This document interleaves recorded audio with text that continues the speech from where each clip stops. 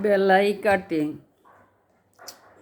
জীবনে দুইটা সম্পর্ক সবসময়ের জন্য মনে রাখা দরকার। একটা হলো যখন বিপদে কেউ পাশে থাকে না, মানে ডুবতে দেখেও হাতটা ছেড়ে দেয় যে ভেসে যাক।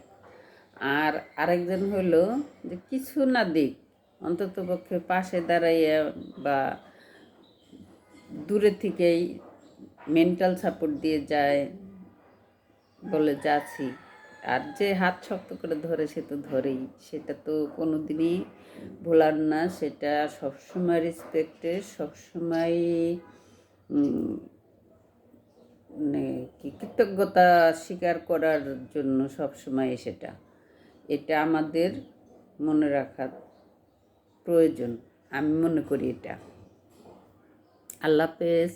সি ট্রান্সলেশন ওর গুগল কনভার্ট ইংলিশ সবাই ফলো করবেন।